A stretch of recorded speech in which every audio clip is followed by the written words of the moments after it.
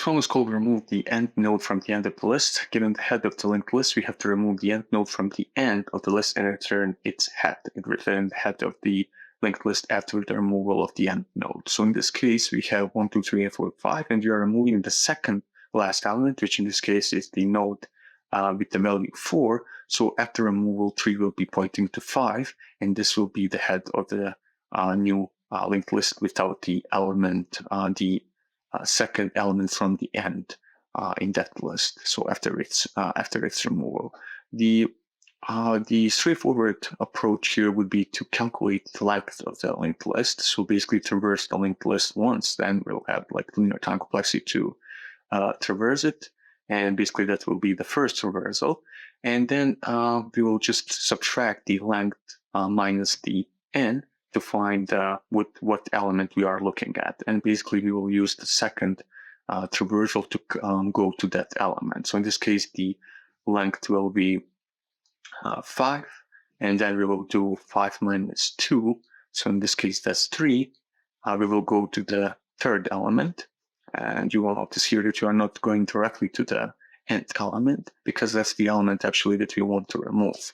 So when you are removing the element from the linked list, it's always wise to go to the element before it, so we can relink the next relation. So in this case, we will come to this element with the node value 3, and we will just use the next relation to be pointing to the element after the element with the value 4.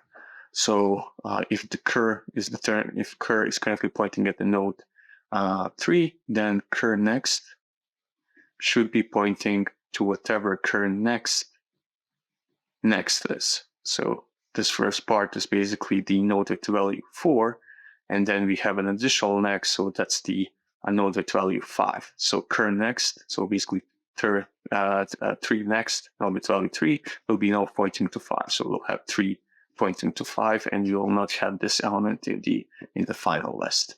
But basically, then we have two traversals. A follow-up question might be that we should do it in one traversal.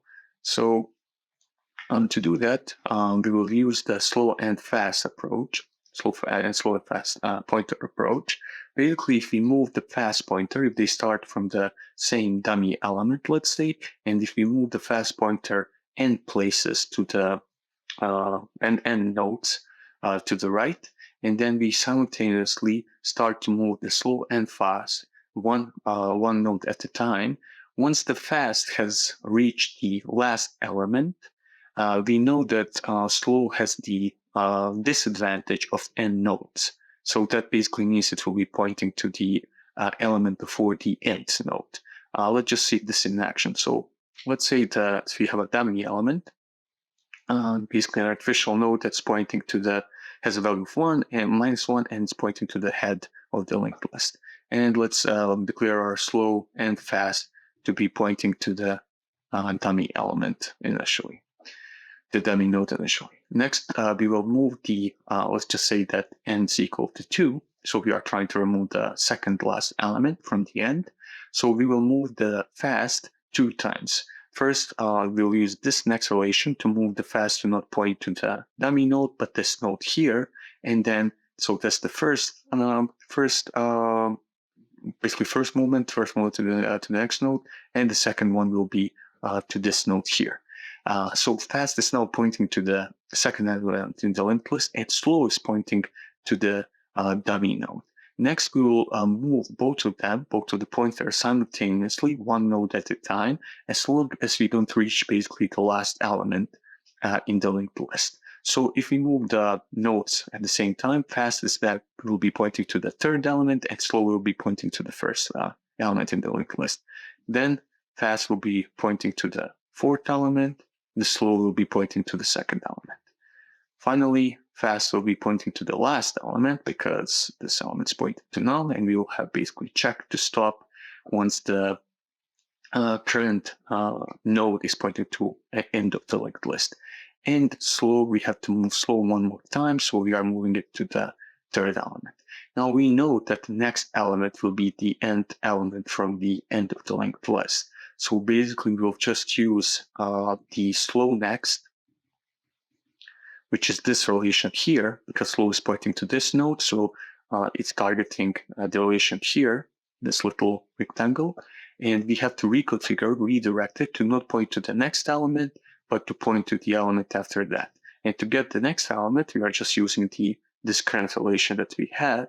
And to get the element after it, we are just using the next relation. So in this case, this here relation will be reconfigured to be pointing here, and this list, this node will no longer be